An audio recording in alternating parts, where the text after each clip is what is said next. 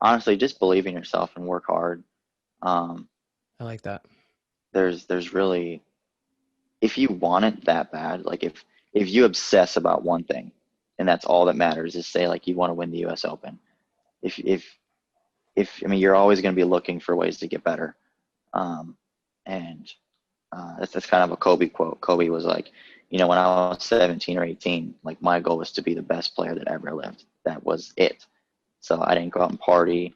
I missed weddings. I missed this. I missed that. Like I never missed a training session. And because those are all the things that pull other people away from, doing their goals. So, I mean, you just have to be selfish and kind of not in a bad way, but just in a way towards, directed towards your goals.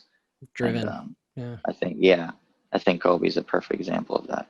Yeah, the main thing that I teach, and it's mainly what Johan went over with the Mosconi Cup team, is speed to spin ratio. So what that is spinning the cue ball a lot and not hitting it very hard. And Yeah. that's one thing that amateurs don't do very well is they don't get outside the cue ball very well, and then they hit the shots too hard because of that, which makes the pocket play smaller. So the sweeter you can hit a ball, and sweet means high spin, low speed, the sweeter you can hit a ball, the bigger the pocket plays, the more things you can do with the cue ball. Let's say you have two players that are a 550 Fargo, for example, Yeah. and one guy can hit the ball 30% softer than the other one and move the cue ball the same distance. Well, that guy is playing with a pocket that might play 6 inches wide, and the lower level player that hits the ball harder is playing with a 4.5 or 5 inch pocket. Wow. So it makes the guy that can hit the ball softer a better player, even though their skill level is the same. Well, this is good for the junior players, actually, not just juniors, but anybody. But I didn't start out the event very well. I was playing terrible. I mean, you can go back in the YouTube matches and type in Tyler Styer Kremlin Cup, and there's a couple matches that had little cameras set up to watch the matches, and I played awful. Like matches where I'd win like 8-6 or 8-7 Yeah. against guys that I feel like I'm supposed to beat like 8-2, 8-3, maybe even worse, right?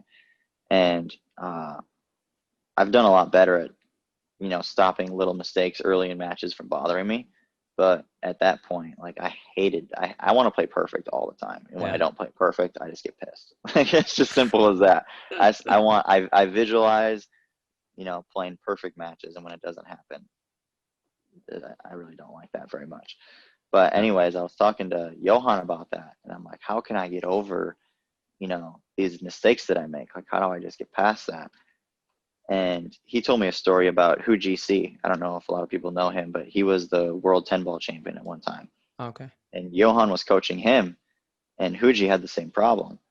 And he's like, listen, it doesn't matter if both of you make 99 mistakes in a race to 10. Whoever gets to 10 first wins. That's the goal. The Yeah. goal isn't to play perfect pool. The goal is to win. That's it. So just focus on getting to, in the Kremlin Cup, it was race to 8. He said, focus on getting to 8 first. That's all that matters. You make 4, 5, 6 mistakes. You can make 3 mistakes in one game. As long as you get to 8 first, who cares?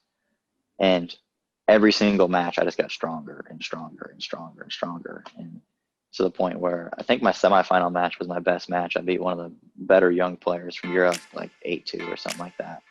And Wow. then playing David in the finals, I was up 3-0, and then I went from 3-0 down to 6-3. Wow. I just kept reminding myself, don't worry about the mistakes. Just keep grinding. Just get to 8 first. And really, that's the reason I won the tournament, was that mindset.